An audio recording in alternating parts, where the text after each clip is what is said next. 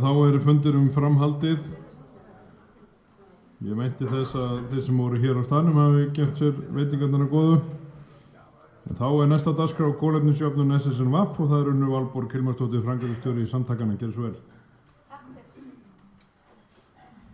Já, gott fólk, vonandi allir saddir og sælir eftir kaffið. Ég fagnaði ávallt þegar maður fær brauðtertur í svona kaffi.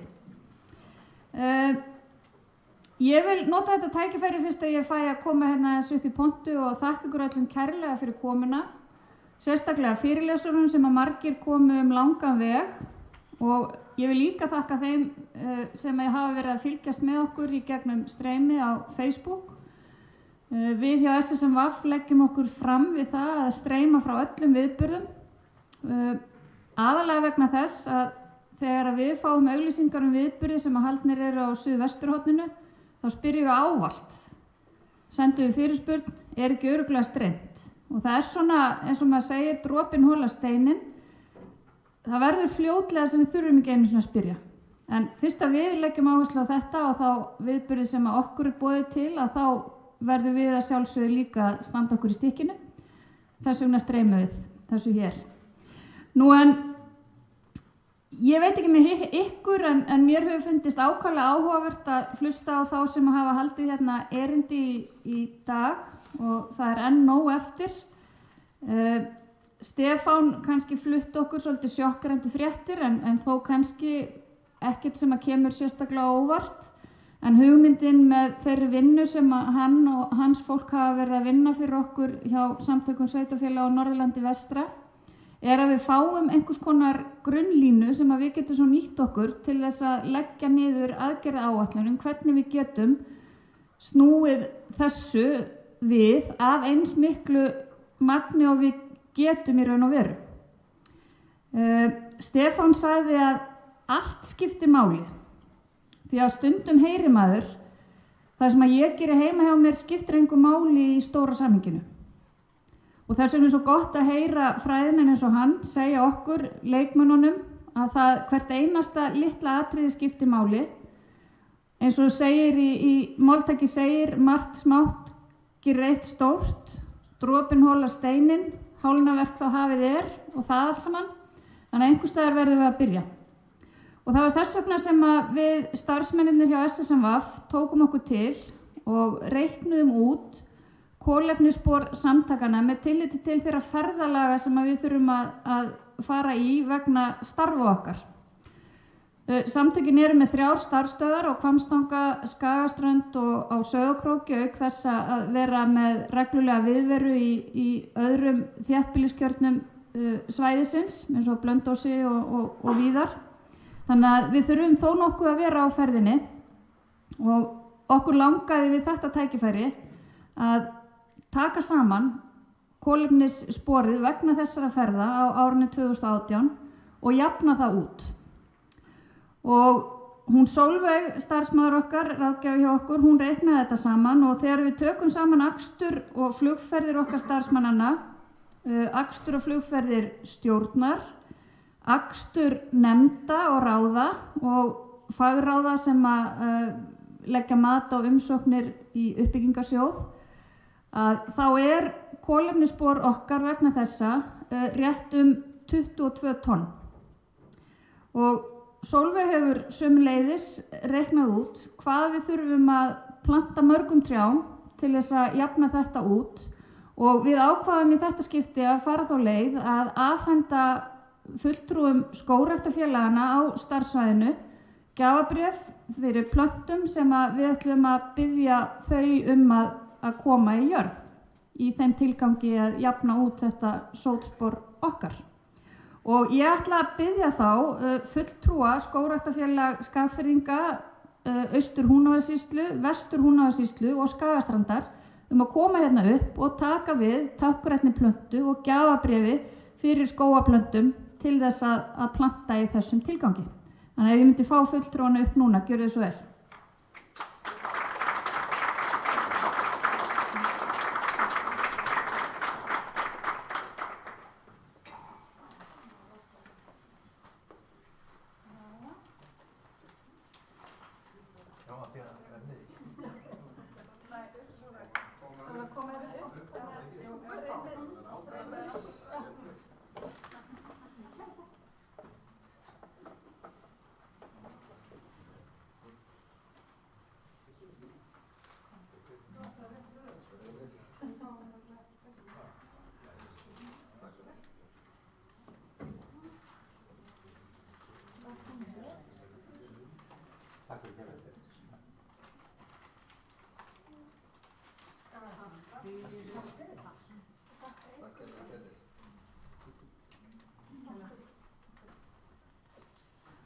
Ekki að gefa þeim gott klapp og við þökkum þeim fyrir að koma þessu í jörð.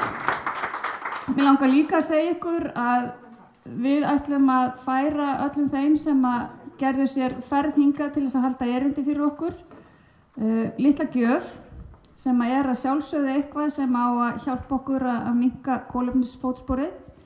Á Norðurlandi vestra fyrirtæki sem heitir Fjölnota og þar eru framleiddar ýmsar lausnir sem eiga að hjálpa okkur að vera umhverfisvænni, meðal annars burðarpokar, nestispokar og virkilega góðir grænmetispokar sem við getum farið með í verslanir í stað þess að þurfa síðan að setja grænmeti sem selt í lausu í plastpoka.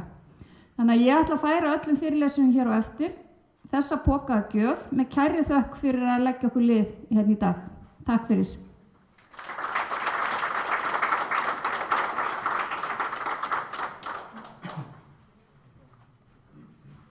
Já, þökkum Unni fyrir. Þá það næst komið að sauðfjárbændur og loftslagsmál og það Unnsteinn Snorri Snorrason. Gerðu svo vel.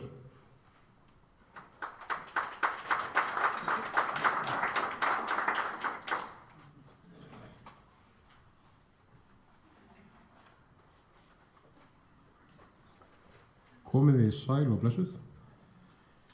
Ég vil þakka fyrir að fá að koma hérna og taka þátt í þessari ráðstefnu, mjög fróðleg og í takt við þau verkefni sem við sauðfjárbændur erum að fást við og eitt af því sem að við höfum sett svona á oddinn síðustu 2 árin. Ég búinn að vera framkvæmdastjóri síðan í árið 2017, mitt ár 2017 þá tók ég við.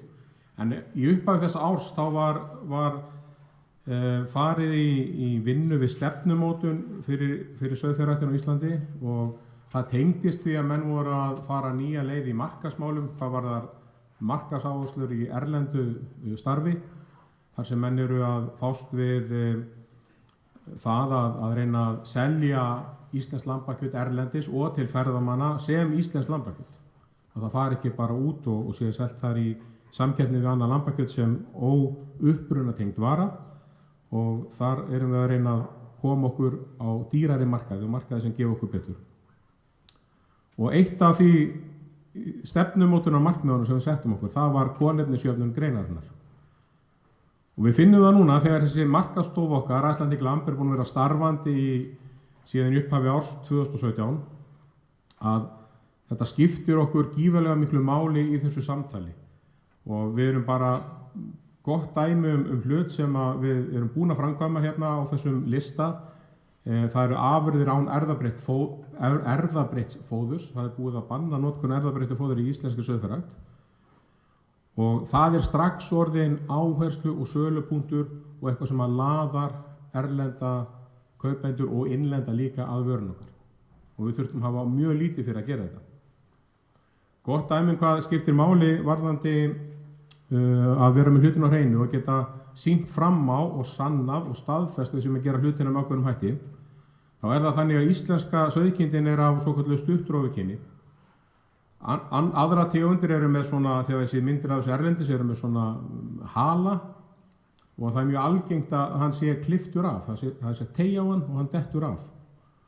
Og þetta ekki gert hér á landi og ekki vera að gelda hrútlömb heldur, en þetta gert mjög víða í öðrum framleiðslukerfum erlendis. Og það var þýskur aðili sem að vildi kaupa ull af kindum sem að voru ekki halastýrðar. Hafði samband við okkur hér á landi og við sagðum, þetta ekkert mál, við erum ekki með hala. Og þeir sögðu sanniði það og við gátum það ekki. Þannig við gátum ekki selt þeim ull af stuttrófi kynnu okkar með engan hala af því við höfum aldrei þurft að sanna það. Þannig að það skiptir máli þó við vitum að við séum með hlutina góða að við höfum þá vottaða og þetta er mikil vinna en hún er að skila árangri. Gott dæmi vottun sem við erum með, það er svona evrópsk upprunavottun og íslenska lambakjötið er fyrsta íslenska afurðin sem að fær þessa uppruna tilvísunarvottun og þetta sjáum við mikið á svona gúrmevörumarkaðinum erlendis og við erum sem sagt búin að fá þessa upprunavottun hér á landi og það er þetta bláa merki sem við sjáum þarna og nú erum við í því ferli að sækjum þetta á evrópska markaðssvæðinu. Kolefnisjöfnun er eitthvað sem við settum í fókus í þessari vinnu okkar og það er svona eitt af því sem við höfum verið að fylgja eftir síðustu ár, síðustu misseri. Við fengum Stefán og hans fólk til að vinna skýrslu fyrir okkur, þau hefur Environis varðandi kolefnislosun frá sauðfjárbúum á Íslandi. Við byggum til góða skýrslu, aðgerðaráætlun og svo reiknivél sem að við höfum nýtt í svona okkar samtal innan greinarinnar og hérna erum við komið með mjög góðan grunn sem að við erum mjög stolt af að hafa tekið þetta skref tiltölulega snemma og við getum sagt svona að við höfum viljað hlaupa af stað en þetta er svona eins og í smalamennskum að þarf maður að fara rólega af stað og annars flæmið maður bara lengra til fjalla en við erum svona búin að vera að vinna að þessu verkefni og ég ætla að segja ykkur svona aðeins hvar við erum stödd hérna eftir.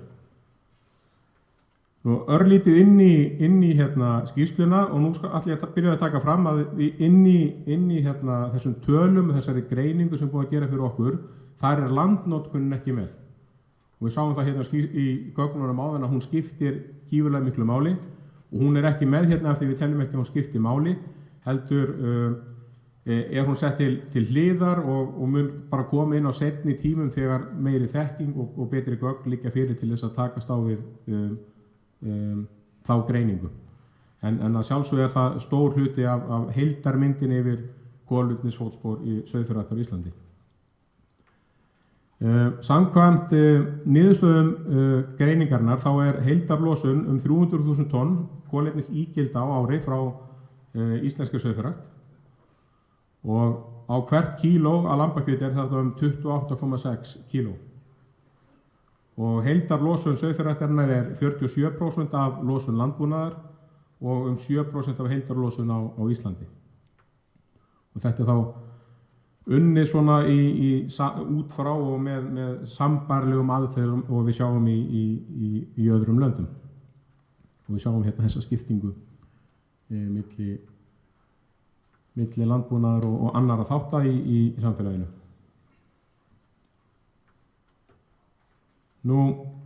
Eitt er að meta stöðuna og við höfum auðvitað eftir að gera miklu meiri því, við höfum eftir að kafa dýpra og við erum svona bara búin að gera þetta með, þetta eru svona eins og, hvernig sagt, fyrstu tölur, en hérna gefa okkur samt grófu myndina og það er síðan bara þegar verkefni þróast og hérna við fyrir lengra með það, þá bætum við í gögnin og gerum þau betri. Það sem við erum að ræða það snýst tvennt. Það er annars vegar að horfa á leiðir í að draga úr losun. Og það verður að segja svolítið að í allri umræðu svona út af við, þá gleymum við oft þessum þætti. Að við förum alltaf að ræða aðgerðirna til þess að binda kolefni og það er ekkert slæmt við það, en við megum heldur ekki gleyma hina. Við þurfum að skoða það líka hvað hver og einn getur gert til þess að minnka sína losun. Og losunin er sem við getum haft áhrif á, er fyrst og fremst á tengt áburðanotkuninni, búfjáráburðinum, hvernig við nýtum hann, hvernig við geymum hann. Það eru ólík losun sem verður til eftir því hvernig meðhöndlunin er og síðan er það notkun á eldsneyti. Og það er svona sem maður sér fljótt þegar maður fyrir að greina þetta verkefni sem maður standa frammi fyrir að draga úr losun, þá snýst það ekki neitt annað en að bæta sinn búrekstur. Einfaldlega bara gera betur. það er nokkurn veginn fasti hvað hver kind losar af kolefni. Þannig að kolefnisfótspor hverjar kindar næstum því fasti. Þannig að afurðir eftir hverja kind, hvort kindin skilar okkur 35 kílóum eða 25 kílóum, skiptir höfuðmáli. Þannig að kolefnissporið haga sig þannig eins og fastur kostnaður. Við þurfum að reyna að finna þar einhverja bestun í að auka afurðir, því að það skilar okkur þá í að minnka kolefnisfótspor afurðana. Mótvægisaðgerðir sem síðan menn ræðum, og það er aðgerðir sem að sauðfjárbændur og við horfum til, það er þá skógræktin, það er landgræðslan og endurheimt votlendis. Nú það að komast áfram í gegnum frumskóg pólitíkurinnar tekur langan tíma, en við náðum að með því að vinna verkefni faglega, fá góða skýrslu, drekka kaffibolla með rétta fólkinu oftar en einu sinni, að koma okkar máli inn í ríkisstjórnarsáttmála. Og þar var einfaldlega sagt að það skyldi ganga til samstarfs við sauðfjárbændur kolefnisjöfnun greinarinnar í samræmi við aðgerðaáætlun þar og einnig verið með öðrum atvinnugreinum að sambærilegum verkefnum. Þannig að öll þessi grunnvinna að skila því núna. Við erum erum að móta verkefni sem snýra því að gera landbúnaðinn okkar loftslagsvænni. Og aðeins bara og hvernig segja ykkur frá því að af hverju segjum við að sauðfjárbændur eigi að tróða sér fram fyrir röðinu, svo sumir segja. Hvað hafa þeir sem okkur ættu við að byrja á þeim? Og okkur finnst það mjög lógískt, og auðvitað finnst það öllum en í fyrsta lagi þá eru sauðfjárbændur vörslumenn lands, og þeir eru að vinna að landbótum mjög víða. Víða eru menn að vinna mikið og víða eru menn ekki að gera neitt, og margir þurfa að gera mikið betur. Við skulum bara tala hlutir eins og þeir eru. En það er þekking og það er vilji og það er líka aðgengi að landinu, það er umráðin yfir landinu sem að sauðfjárbændur hafa.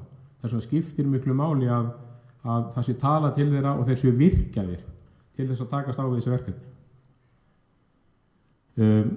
Fyrir utan það þá skapar þetta störf, eins og við horfum á verkefni, að þetta er einfaldlega störf sem að snúa því að takast á við þetta verkefni, og fyrir það ætla menn að fá greitt eins og önnur þau verkefni sem að þessu tengjast.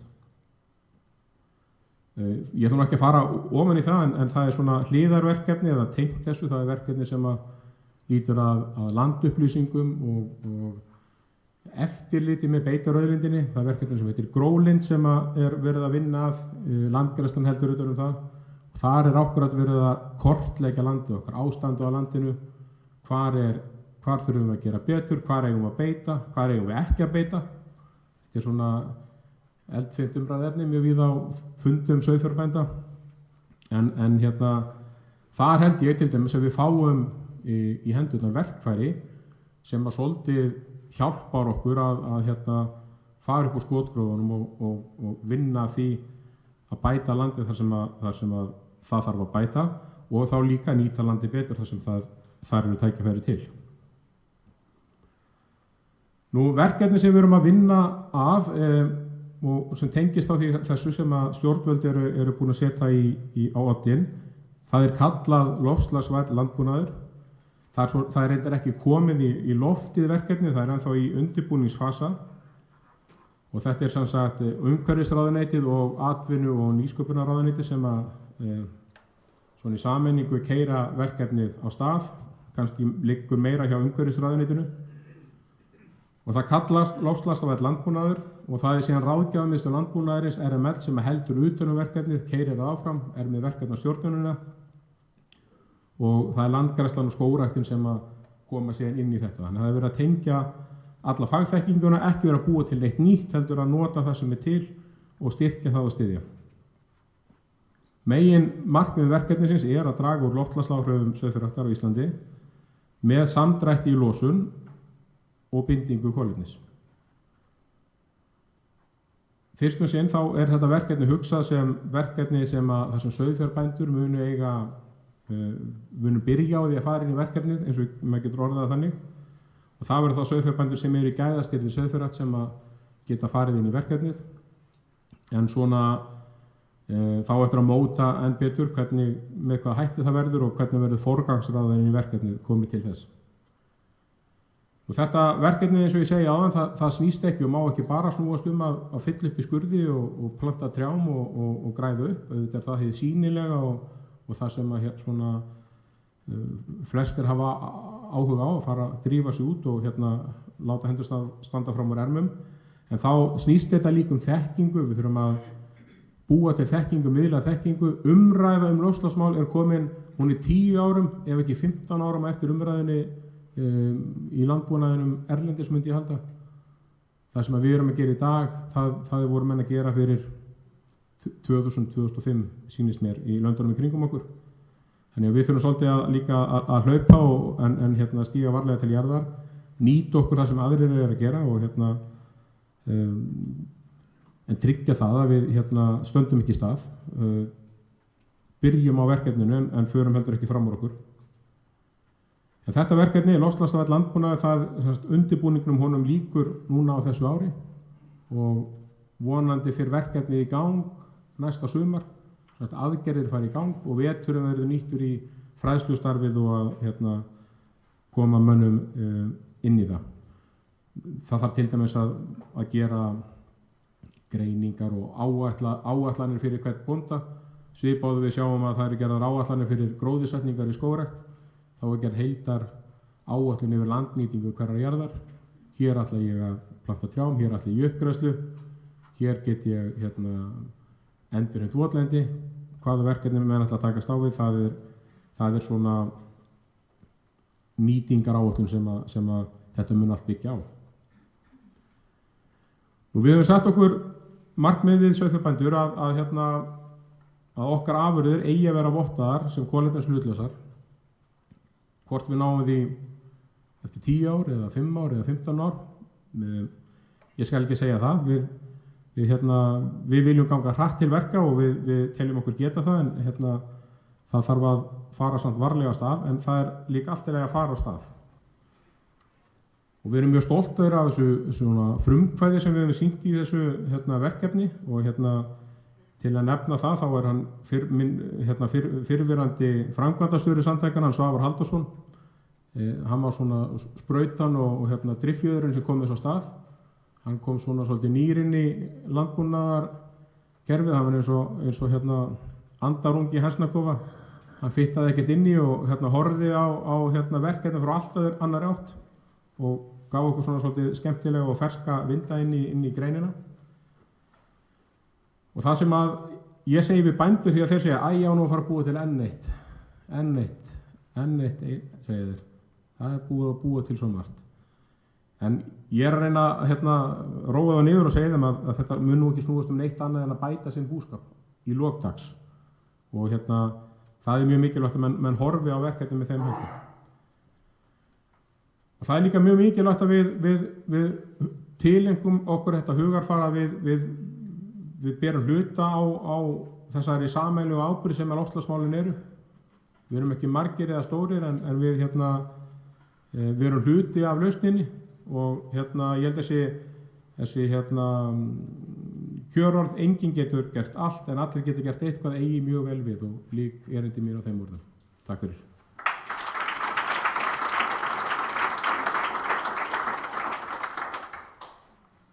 Já, þökkum Unnsteini fyrir þetta, einhverja fyrirspurnir? Gjör svo vel. Má ég koma upp? Já, gjör svo vel. Það er ekki það? Ég veit það ekki.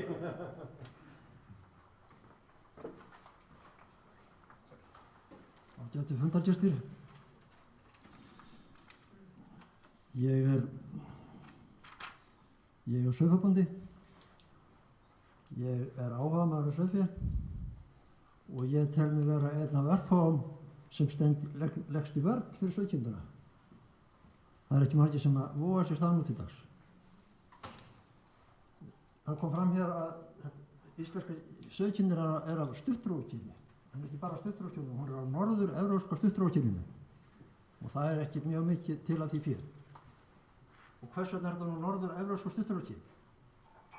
Vegna þess að það var búið að sína sig aldaðana rás og það var verið árþúsundana rás að þetta var stofn sem hentaði á norðlægum slóðum.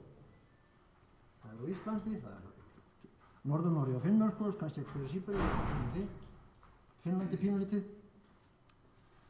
Þetta er stofn sem hefur lifað hér í árþúsundur, löngu áður en menn fóru að hafa ágjur af koltvísýringi. Og það á sama við kýrnar. Svo erum við alltaf að koma sökin yfir á skepnurnar sem alltaf hafa lifað hér, góðu lífi. Beinum þess alltaf frá sjálfum okkur, sem eigum alla sök á þessu máli. Kolefnisjöfnun sauðfjáræktarinnar. Þarf eitthvað á kolefnisjöfnun sauðfjárrækt. Það býtur grasið, það byggist á því að býta gras og grasið er alltaf að kolefnisjöfna fyrir okkur, eins og aðrar grænar plöntur með sinni tilífun. Við gerum ekkert í því. Það eru grænu plöntur, það er grasið sem féð býtur sem að vinnur á móti þessu og trén. Og svo er alltaf að tala um kolefnisjöfna þetta. Við verðum bara að draga úr okkar eigin sóun og neyslu og öllum sköpuðum hlutum og brennslu jarðefnaeldsneytis. Það var þáttur hérna ágætis sería sem byrjaði ágætlega með sjónvarpinu hvað getum við gert. Ég horfði á fyrstu þættinu og hafði gaman að því og sauðburður og ég misti á nokkrum og sá svo loksins síðasta þáttinn sem átti að vera svo upprifjun af hinum og þá kom ég ljós þegar ég sá að ég hafði greinilega ekki mistað miklu því að í þessum lokaþætti ég hafði séð flesta því sem í honum birtist. Nema það var til og með vitnað í enskan sérfræðing og ég ætti ekki að rengja hann í sjálfu sér. Hann getur vel verið að viti hvernig sauðfjárrækt er ég efast ekki hann viti hvernig sauðfjárrækt er í Englandi og haft eftir honum það stærsta sem einstaklingur geti gert í loftslagsmálum er að draga á kjötneyslu. Það er vegna þess að kjötneysla krefst mikillar landnotkunar og svo vegna losunar frá stefnu. Ég tala um losunin á það. Og svo var talað af öllum mönnum þegar verið var að fjalla sauðfé, þá var talað um skógræktarstjóra. Það var ekki verið að tala um Óla Dýrmundsson eða einhvern sem hefur fjallað sauðfé, nei það var talað um skógræktarstjóra. Og hann segir, lambakjöt er með því versta sem við framleiðum með matvælum frá loftslagssjónarmiði, segir Þröstur Vistason. Sauðkindin er ekki mjög nýting kjötframleiðandi, það er að segja, það er lítið kjöt sem hún framleiðir samanborið við það sem hún þarf að éta.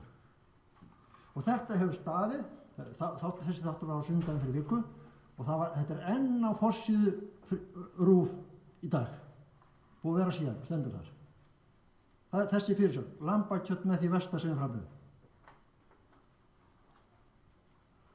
Sko, eins og ég segi, við erum að framleiða kjöt á grasi sem vex okkur til hagsbóta og ef ekki látum stefnu býta það og það bara verður að synu. Þetta kostar ekki neitt. Svæði skiptir engu máli. Auðvitað nota sauðkjöt meira rými heldur en kjúklingurinn eða svinnið. En hann er bara að éta ókeypis og hann gerir okkur gagn og þar að auki eru nú norskar rannsóknir sem sýna það að úthagi sem er beittur, hann bindur miklu meira kolefni heldur en óbeittur úthagi. Stefán minn góður, þú átti margt gott innleggi í þessu þáttum, en ég er aðlegar að eigin frumkvæði að reyna að finna nýjar og endurbætta tölur í þína sauðfjársýslu. Ég vildi segja miklu meira þetta, en við enga setja eitthvað spurningu, ég er varnarmaður sauðkindinnar. Takk. Þakka fyrir það, en er einhverja fyrirspurnir? Gerðu svo vel.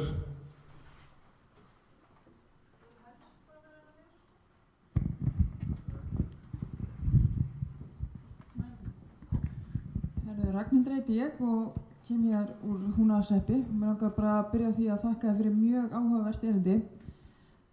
Hvernig hafið þið séð fyrir ykkur að geta virkja bændur betur í þessu verkefni?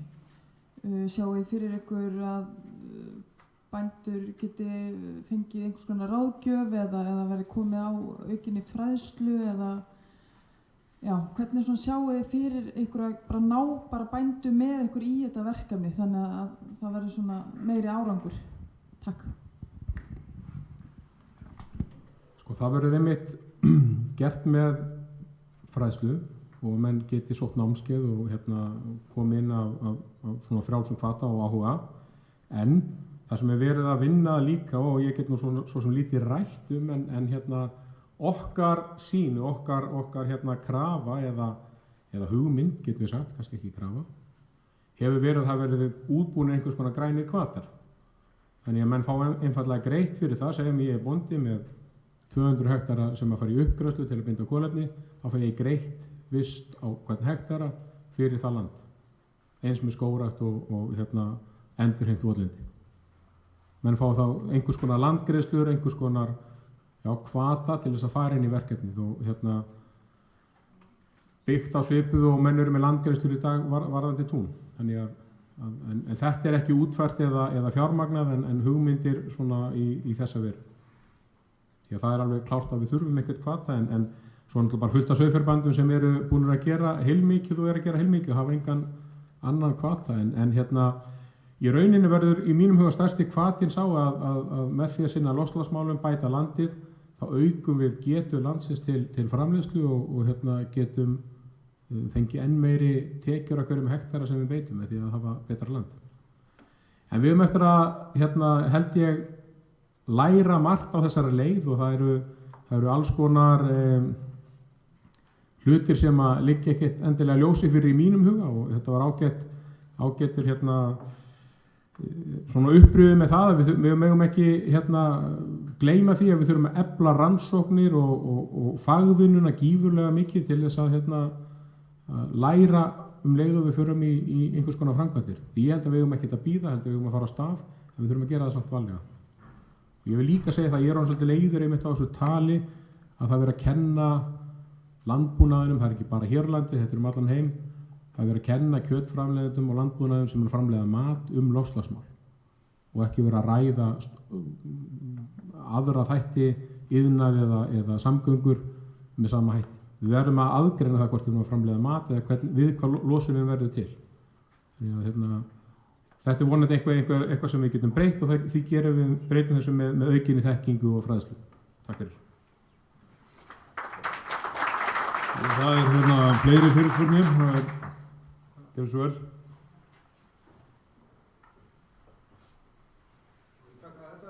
Já, eða bara mikrofónin hérna á borðinu.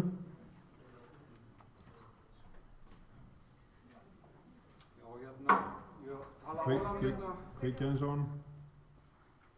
Ég var að tala hérna áðan sem skógræktarbondi en það nú bæta við, ég er líka með smávegis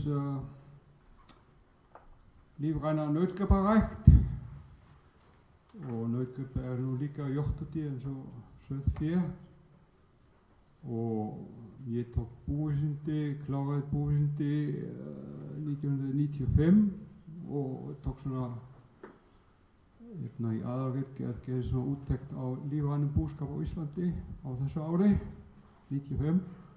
Keyptum sama árið jörðin okkar og byrjum sem sagt með lífræn búskap og hefum ekki borið eitt einasta kott af tilbúin áburð síðan 95 og ég get bara sagt að grasið hjá okkur vex ennþá. Þetta er svo litið stórtilvægni verið að sem sagt rækta tún langan tímabil án þess að bera nokkuð á svona tilvægni afvötnun af tilbúin áburði. En það er ennþá til gras hjá okkur, ég get sagt það númer 1. Númer 2 er þannig að það liggja fyrir marga rannsóknir að það er mikið heilbrigðari afurðir ef maður nota ekki tilbúin áburð, ef maður ræktar lífrænt. Það er eitthvað með þessum heimsmarkmiðum að gera, að efla heilsu frá fólksins, búa til heilbrigði mat og það er ekki sem sagt mjög mikið til það meira omega fitusýrum í þessum kjöti. En svo er annar mál, mér grunar það að ef maður er með lífræna ræktun þá ef maður er ekki með svo sterkt fóður að það losna ekki eins mikið af metangasi. Það sem grunar mér sko, ég ber þetta saman ef að nágranninn er að bera á þá fíla í öllu sveitinni. Það ekki fíla frá okkar skítahaug. Ekki neitt, eiginlega. En ég hef ekki heyrt neina svona rannsóknir hvort það sé bara þannig að það væri allt öðruvísi meldingaferill í gangi og allt mikið minna af losun af metangasi og svona. Þetta er bara eitthvað sem grunar mig en ég hef ekki heyrt neina rannsóknir en kannski veit einhver þetta sko. Og nummer 1 sem sagði lífræn ræktun, það nota engin tilbúin á það. Það er eitthvað af þessum punktum sem voru talda upp með auka eða geta minkað fótspor í framleiðslunni, kolefnisfótspor í kjötframleiðslunni. Og svo held ég líka að það minna á gasframleiðslu en ef ekki neina rannsóknar ekki heyrt neitt svoleiðis. Gott mál. Það er bætt að vita eitthvað að einhverja fleiri fyrirspurnir. Gerðu svo vel hérna minn.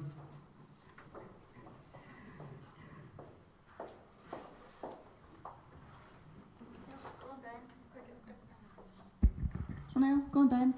Hérna heiti ég er skipulagsfulltrúi hjá Skógræktinni og skógarbóndi og í sveitarstjórn í Akrahreppi. Ég er með eina fyrirspurn, eiginlega bara til landbúnaðargeirans í heild sinni og hann snýr beint þá að heimsmarkmiðunum og hvað við getum gert í sveitarfélögunum. Mig langar að spyrja, hefur verið haldið eitthvað námskeið í sambandi við það hvernig er hægt að draga úr jarðefnaeldsneytisneyslu á búvélunum? Þá er maður líka beint að bæta reksturinn á bílinum með því að draga úr neyslunni, til dæmis með því að skoða vistvænan akstur á dráttarvélunum og vera með réttar vélar á réttum tíma og eins hvenar maður er að jarðvinu og annars slíkt upp á þjöppun á jarðvegi og meiri afkomu þá af túnum. Takk. Þetta er svo falleg spurning að þegar ég er bútækni menntaður svona, þannig að þetta er alveg heitt í mig í hjarta sko. Það lítið gert á þessu, þetta er reynd að kenna þetta eins og Hvanneyri, en þarna eigum við mikið inni og mjög mikið inni hvað þetta varðar og En aðeins varandi lífrænu ræktunina, að ég þekki þetta ekki almennilega, en eitt getur verið í þessu að oft í lífrænu ræktun eru afurðir minni. Þannig ef að losunin er svipuð eftir gripina, að hafa verið losun á hverja framleidd einingu, þá getur hún verið meiri í lífrænu ræktunin.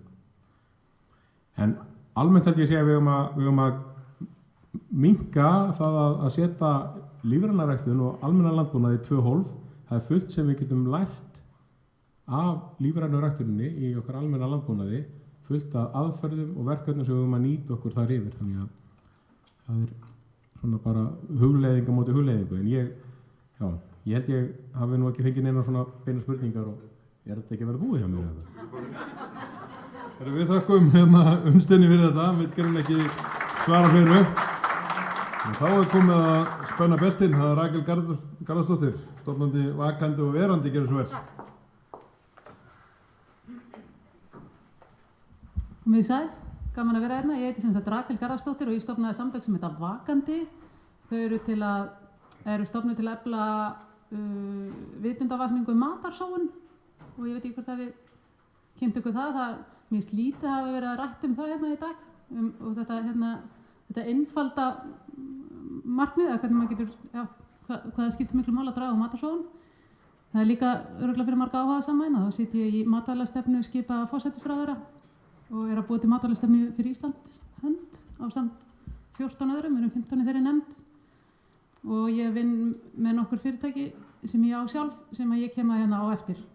En bara aðeins til að byrja grunnurinn kem ég frá Vesturporti og ég bara fekk hennan áhuga á matarsóun árið 2010. Mér finnst þetta svo asnalegt að við varum að henda mat og það er eiginlega kveikjan af öllu þessu verkefni mínu og ég stofnaði Vakandi 2013, og hef eiginlega gert minna. Ég gerði mynd undir nafni Vesturport sem heit Useless, var sýnd í maí á RÚV, ég veit ekki hvort að þið séð hana, hún er á ensku og fer allan heim núna og vinnur til margra verðlauna og er sýnd á erlendum sjónvarpsstöðum, en hún er til að vekja athygli á matar- og tískusóun. Ég hef þessa glæru yfirleitt með út af því að oft því ég er að tala eitthvað starf, það er alltaf verið að tala sjálfbæra þróun, það er mikið talað það í fyrirtækjum, stórfyrirtækjum og hjá sveitarfélögum og öðru, en það er í fæstum tilfellum sem að fólk átt að sjá hvað það þýðir svona í raun, þetta er mikið tískorð, en það er sem sagt bara að við skiljum eftir þennan heim eða umhverfið okkar eða hvernig sem það er, helst í betra ásigkomulagi en þegar við tókum við því. Helst ekki og alls ekki í verra ásigkomulagi. Og þar erum við svolítið aftarlega á merinni. Já, þetta er hérna staðan sem okkur er sögð og ég er bara þannig að ég treysti Sameinuðu þjóðunum, ég tók bara þá ákvörðun og það kom út skýrsla hjá þeim 2018, 450 vísindamenn sem gerðu þar skýrslu og ég hef hana sem mína fyrirmynd og David Attenborough, það er maður sem hann er 93 ára, hann hefur lifað lengi, hann hefur ferðast eiginlega lengra en flest allra aðrir, séð flest öll önnur dýr og þetta er svona fólk sem ég tek mark á og þaðan kemur mín þekking. Já, þetta er sem sagt staðan sem okkur er sagt og einhver hluta vegna þá eru samt svona fréttir alltaf mest lestu fréttinnar á MBL sem að sýnir svolítið að við nennum ekkert öll eitthvað svona að hinn almenni neytandi, ég náttúrulega kem fyrir hönd hinn almenni neytanda, það eru bara allir á vinnumarkaðnum og sinna sínu og maður skilur þetta alveg svo sem vel, það er alltaf einhvern veginn verið að hamra á okkur að við séum alltaf að fara til andskotans og þá kannski bara alveg skott að pæla ykkur öðru, skemmtilegra. En af hverju matarsóun? Jú, matarsóun er bara risastórt vandamál í heiminum og þið sem að vinni við matvæli og annað, þið náttúrulega þekki það, að það er náttúrulega asnalegt að vera að rækta eitthvað bara til þess að henda því.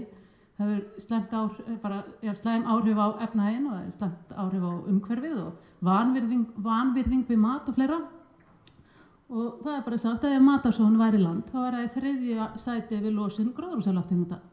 Og þetta er svona eins og var verið að benda hérna á, sauðfjárböndin, að auðvitað er þetta ekki endilega allt dýrunum að kenna, heldur þetta er náttúrulega okkar manninum að kenna að við erum að offramleiða og við erum að tölur frá bændasamtökunum segir mér það að það hafi 1000 tonn af lambakjöti verið senda brunaútsölu til útlanda í fyrra út af því að annars hefði það orðið matarsóun. Og ég veit að þetta er mjög eldfimt mál, þannig ég ætla bara að staldra við þar. Og halda áfram að matarsóun sem þetta er í 3. sæti eftir iðnaðarríkjum eins og Kína og Ameríku. Og matur er, það er eitthvað bara við getum ekki lifa án matar. Það er bara ekki þannig, ekki ennþá, það er ekki búið að finna upp einhverjar, allavega ekki mér vitandi, einhverjar pillur eða eitthvað sem að kemur í við, eða þú veist, sem að svo í sletti replacer það, kemur í staðin fyrir mat og staðan er í dag að maturinn farin að ógna á jörðinni og okkur mannkyninu og það er náttúrulega bæði líka og sérstaklega eins og Íslandi eins og ég er að skoða með þessari matvælastefnu, það er náttúrulega rosalega mikið af matvælum innflutt og það er þá gert á svartolíu á okkur skipum og öðru, þannig þetta er náttúrulega mjög margþætt vandamál, matarsóunin. Þetta er í Sýnabryggju alveg ég ætla að breyta hans þannig ég er ekki alltaf að gæjast þarna. Það skiptir máli. Þetta er sem sagt svona það sem að ég hef mestan, ég hef með síðu nafnilega sem heitir Vakandi á Facebook, það er eiginlega Vakandi, það er þessi Facebook síða, þetta er upplýsingasíða og svona myndir fæ ég í hverju viku. Þetta eru súpermörkuðum í Reykjavík og ég reyndar þarna ekki hérna, hún er ekki með, en ég fæ líka stundum utan landi. En þetta er sem sagt Bónus og Grandi, Bónus út af Granda og Krónan og eins og ég segi, ég fæ svona myndir á hverju viku úr hinum af þessum súpermörkuðum og eitt er að henda mat og annar að hafa ekki henni fyrir það flokkan. Og þegar maður allavega flokkar þetta rusl, þá endar það ekki í landfyllingu. Það er alltaf að búa til mold úr því. Þannig að og landfylling er nú eiginlega versta sem maður getur gert við sorpið sitt. Þetta er náttúrulega, að maður á að líta á sorp sem hráefni, frekar en rusl. Þið kannski þekki þetta mun betur en ég, en mér finnst þetta alltaf svolítið skemmtileg staðreynd sem einhver kenndi mér að mold er auðlind sem við áttum okkur ekki alveg á að er að skornum skammti í heiminum og við verðum að nýta hana betur, við verðum að rækta betur í henni og allavega ekki þá að vera að nota 1/3 upp í helming af mold og landsvæði undir matvæli sem við ætlum bara að henda í ruslið. Það er náttúrulega bara, segir sér sjálft, það er fáránlegt og að það taki 1000 ára mynda 1-2 cm þykkt lagamold, er þetta réttar staðrendir sem ég hef hér? Ekki rétt ekkur? Það er allavega rétt reknað að það myndi allavega taka þennan gæja 80.000 ára að ná þessari hæð ef hann væri mold. Og annað sem er náttúrulega mikið vandamál í heiminum og það er, það er náttúrulega fyrir einn af hverjum 9 jarðbúum svangir að sofa, 890 milljónir, hvað það er. En svo yfirvikt orðin ennþá meiri vandamál í heiminum að það deyja held ég milljarður úr yfirvikt í heiminum, þannig að ójöfnurinn, það er það líka sem er slæmt mál þegar það kemur af matvælum og matarsóun og öðru. Ég held að Evrópu við vestrænir búar við neytum 70% af þeim mat sem framleiddur í heiminum. Svo er það börnunum, eins og var komið að hans á aðan og ég er svolítið sammála. Ég er mikill aðdáandi Gretu Thunberg og ég er mikill aðdáandi ungu kynslóðarinnar og mér finnst þau geggjuð. Þau náttúrulega, við megum ekki gleyma því að þau fá náttúrulega bráðum kosningarétt og vonandi kjósa þau bara rétt og fyrir sína framtíð. En að þessi verið að setja alla þessa ábyrgð, eins og litlu krakkarnir fyrir framan Alþingi, þetta er nú kannski 10 ára krakkar. Þetta er náttúrulega rosaleg ábyrgð sett á þau, að þau eigi að bjarga því sem ef þau ætla að eiga ykkur á framtíðina. Og ég hitti krakka sem eru bara ég þarf ekkert að læra heima, ég á bara 10 ár eftir, þetta er bara búið Og maður svona, nei, svo er maður á hinum, daginn eftir bara í skólanum að tala bara matarsóun, þetta er að drepa okkur. Þetta er svona, við þurfum, og sumir vilja spyrja hvort þetta ætti bara að vera bannað en 18 ára, lefa börnum bara að vera börnum til að vera 18 ára. Ég veit það ekki, en ég held allavega að við þurfum eins og hún var að vera að minnast á við þurfum að vanda okkur mun betur þegar við tölum þetta við krakka og ég allavega, þetta er litla barnið mitt að ég allavega ákvað það að ég ætla að bera ábyrgð á komandi kynslóð. Ég ætla ekki að dömpa öllum áhyggjunum yfir á hvorki hann í úlingi minn, en bara reyna að ala upp í að þeir vera meðvitaðir það, þannig að það verði mitt ekki eitthvað svona vandamál heldur og við sem bara breyta hegðun okkar og það er það sem við þurfum. Þessar breytingar, en ekki að þau þurfa að fara að deyja úr áhyggjum. Ef þau ná ekki að bjarga heiminum þá hvað? Þá bara er allt vonlaust. Það er náttúrulega búið að koma margoft fram í dag að Sigrún Magnúsdóttir, umhverfisráðherra árið 2015, skrifaði undir Parísarsáttmálann og það eru heimsmarkmiðin og við þurfum ekki að fara nánar út í þau, en það er svolítið gott sem að Ban Ki-moon segir og hann segir bara að ástæðan fyrir að við þurfum að pæla í þessu er að við höfum ekkert B-plan. Það er engin önnur pláneta fyrir okkur að búa og komandi kynslóðir.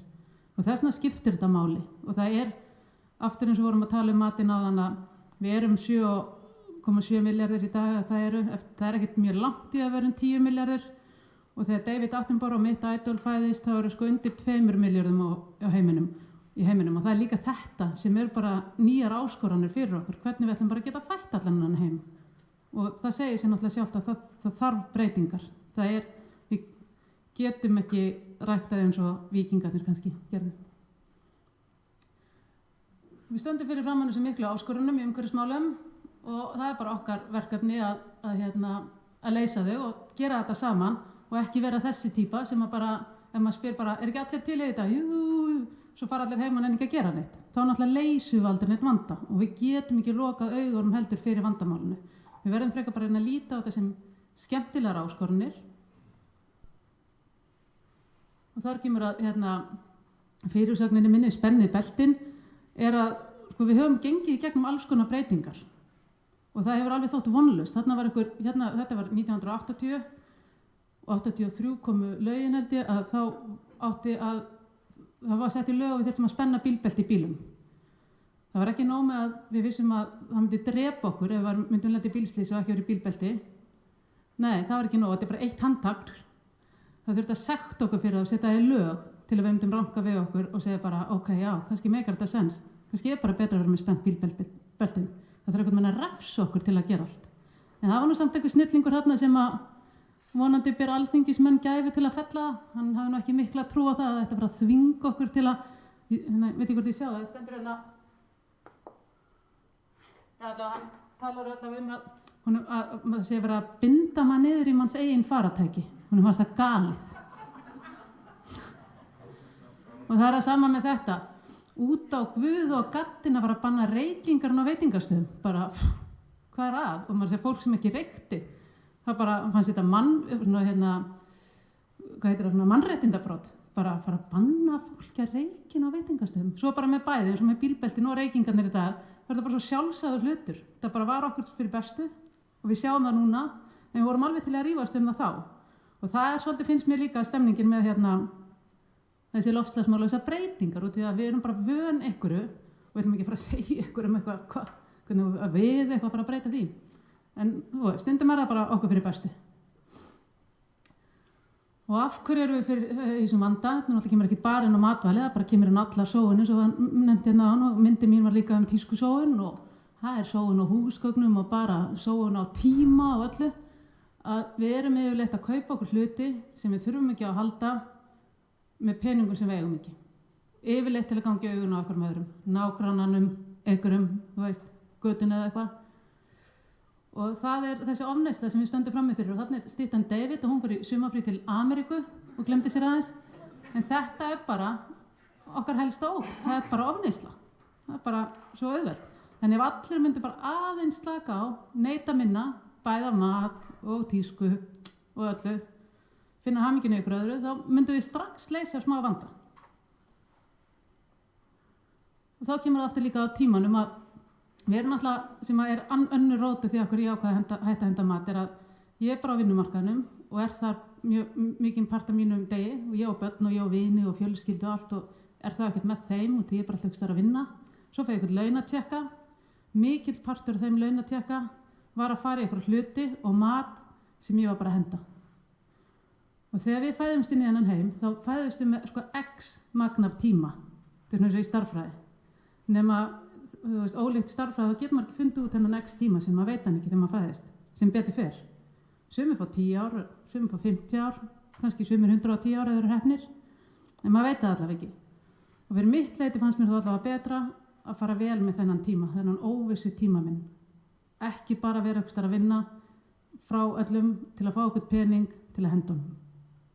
Þess að bara ekki góð nýting á mínum tíma. Tíminn það dýrmætasta sem ég hafa allavega. Svo það fyrirmyndirnar, Richard Branson, þið kannski hafið heyrt hann talar líka mikið þetta, að there is no planet B, og hann bara alveg þar og talar hann sem mikill umhverfissinni og ætlaði að stofna umhverfissjóð, ég veit ekki hvað og frábæra mörguleiti, en á sama tíma hann var að tala þetta, var hann alltaf að fjölga flugvélum í flugflotanum sínum, með Virgin Airlines. Og það þetta líka sem að mér finnst okkur svolítið vanta, alvöru fyrirmyndir, þess vegna ég svo hrifin að David Attenborough og ég treyst honum, mér finnst hann bara svo sannur og mér sem svo heill og þegar hann talar þá trúi ég honum. Og það oft þetta sem að manni vantar og við vorum að tala í bílnum eins og líka mikið tala þegar loftslagsráðstefnan var í Davos. Það mæta allir leiðtogar heims að leysa heimsins vandamál en það mæta allir á einkaþotum. Og hvernig mann þá líða heima bara pæliði hvort maður megi fara til Spánar með fjölskyldunni sinni einu svona ári í sumarfrí. Bara nei, ég ætla ekki að gera það. Svo bara mæta allir á einkaþot eitthvað annað. Þetta er svo skökk leiðtogaímynd. Og ég held að við þurfum að fá betri leiðtogaímyndir. En svo náttúrulega ég svolítið líka hrifin og markaðssetningu og allt markaðssetning, hvort sem þú sett í sveitarfélagi eða selja afurðirnar þínar eða gera hvað sem skóla, whatever. Að nýta markaðssetningar til góðs og vera heiðarlegur í því. Og Iceland, svona verslunarkeðja með frosin mat í Bretlandi, sem ég held sé líka reyndar á Íslandi, en hún risastór í Bretlandi. Hann hefur bara kjark og dug og þor sá maður sem að stýri þeirri verslun. Hann ákvað að banna palmolíu í búðunum sínum. Hann bara las eitthvað fregnir af því að palmolía væri slæm og það væri að ógna lífríki órangútana og þá hugsaði hann, af hverju ætti ég þá að vera að selja þetta í minni búð? Ég er bara að banna þetta. Og hann gerir það, gerir þessu auglýsingu, ég veit ekki hvort það séð hann, hún frábær, hún á YouTube, sýnir órangúta í hættu, fyrst kemur hann í mannaheima og einhver íbúð og svo fer hann og sýndar hann svarthvíta myndir af heimkynnum hans. Og þessi auglýsing, teiknimynd þótti svo ógnvænleg fyrir börn að hún var bönnuð, þannig að mátti ekki sýna hana. En staðan samt svo að þetta að gerast, það verið að rífa niður landsvæði og hérna órangúti að berjast við vinnuvél til þess að við getum fengið okkur pálmolíu í kekskökum eins og Oreo keksi. Og þá erum við að ógna lífríki og órangúta. Og þetta þeir eru í bráðri lífshættu, útrýmingarhættu. Og maður hugsa bara, erum við alveg á þessum stað? Getum við ekki bara sleppt þessu Oreo-keksi? En þetta kemur aftur inn á neysluhugan okkar eða, þess að bara, þennan vana, bara að hugsa bara, kannski bara gerir ykkur annar þetta. Kannski leysir ykkur annar vandinn. Ég fæ mér þetta bara núna, ykkur annar sem að pæla í þessu. Annað sem ég gaman að það þegar fyrirtækjur að reyna einhvern veginn eins og Nespresso sem búin að fá mikla ádeilu á sig að vera með þessi álhylki sem maður setur vel út því að þetta kemur aftur niður á tíman til við höfum ekki tíma til að hella upp á. Þannig að það er opaslega sniðið að setja svona stykki og hella upp á í vélina sína. Og þeir eru alltaf að segja, ok, en þetta er allt í lagi, það er þetta endurvinnandi, þetta er ál og það er þetta að nota þetta og við söfnum þessu aftur í búðin og bla bla bla bla bla. En það er samt verið að búa þetta til upprunalega sem óþarfa. Við þurfum ekki á þessu að halda. Þannig að þú getur aldrei einhvern veginn skilta á bak við það að þetta verði endurunnið. Það er hvort er búið að framleiða þetta. Svo er líka óumhverfisvænt að endurnýta en að endurvinna. Það er ég kannski búin, ég ætla að fara hratt yfir þetta. Þarna er þetta ég og það er bara þetta 2030 sóun og matvælum hafa minnkað helming einstakling. Þetta bara stendur í þessum skýrslum sem allir eru búin að tala hérna í dag og þetta verðum við bara að gera. Við höfum jafnlangan tíma í það og þessi blessaði maður blessaði Ísland, eða bað Guð að blessa Ísland. Þetta eru 11 ár, það eru 11 ár frá hruni og það eru 11 ár í 2030 kemur, þannig að þetta er handa við hornið sko. En þá kemur það nýsköpun sem er mitt, þú veist, það verður maður að hugsa í lausnum, maður þarf að breyta. Og ég er til dæmis með þessi 2 fyrirtæki, ég fara hratt yfir, annað heitir Toastale, þá tek ég bjór úr framleiddu brauði frá millunni, heimilisbrauði og við búum til brauðúri. Það þarf ekki að flytja inn hráefni og annað og þarna bara, og þá sjóðast ekki þetta brauð. Hitt er sem ég vinn með landbúnaðinum, það er snyrtivörur sem heita Verandi. Þá vinn ég til dæmis, þetta er gert með gúrkubonda, Laugalandi í Borgarnesi, Borgarfirði. Ég bý til gúrkusafa, úr því kemur fullt af línum, fullt af vörum. Það eru andlitskrem og sápur og skrúbbar og ég vinn með Eima og Vallanesi og ég vinn með Omnum og fullt af bændum. Þannig að ef það eru einhverju bændur hér í vandræðum með aukaafurðir eða eitthvað sem er komið ekki í þurfa að henda, þá er ég alltaf til í svona hringrásarhagkerfi og alls konar pælingar. Getur þú notað rabarbara? Já, nóðan, bara endilega. Ég vinn með ölgerðinni líka og ítölsku fyrirtæki sem heitir Davines og við búum til sjampó. Þannig að það er þetta, maður þarf að fara, sko, í staðan fyrir að vera eitthvað, þetta sé allt dauð og djöfull, þá verður maður að hugsa bara, þetta er bara tækifæri á nýjar breytingar. Það er bara nýsköpun, ótrúlega skemmtilegur, óblæður akur og framtíðin er bara heldur betur björt. Það er bara að opna hugan og kíkja aðeins út fyrir boxið. Og þess vegna er heldur enginn að eiga bílskúr fullan af dóti sem hann ætlar að arfleiða börnin sína, þannig er enginn að túpusjónvarp í dag, það er old fashion. Þannig er átrúnaðargóðið mitt, David Attenborough, hann segir þess að þau komið fram líka. Ég vill ekki horfa í augun á barnabörnunum mínum og segja að ég vissi að vandamáli væri þarna, en ég ákvað að gera ekki neitt. Ég hugsaði það sama, ég vil ekki hafa sagt við börnum mínu að ég staði á hliðarlínunni, frekar vil ég bara hafa sagt að ég reyndi þó allavega mitt besta, ég pönkaðist þarna út um allt og það er allavega besta sem ég gæti gert, en ég stóð allavega ekki á hliðarlínunni. Þarna einönnur klisjan, en hún er bara svo rétt, það er Gandhi og hann segir bara við þurfum öll að vera sjálf sú breyting sem við viljum sjá í heiminum.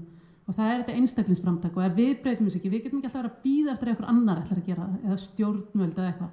Bara fullt að tækifæri mig að breyta sjálf og ég skal lofa ykkur því að það að hætta að henda mat, það er bara auðveldasta sem maður getur gert. Og Vakendur á Facebook og það er bara ótrúlega skemmtilegt samfélag og ég hvet ykkur bara til að læka og þar getur alltaf haft samband við mig og ég bara þakka fyrir mig. Og tekið spurningum.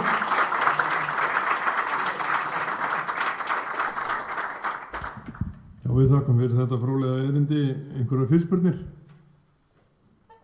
Svo er ekki, þá er komið af síðasta fyrirlesturum og hann er á myndbandi, er það ekki? Kannski þú segir að við lögum útsendingu en setjum... Eftir það?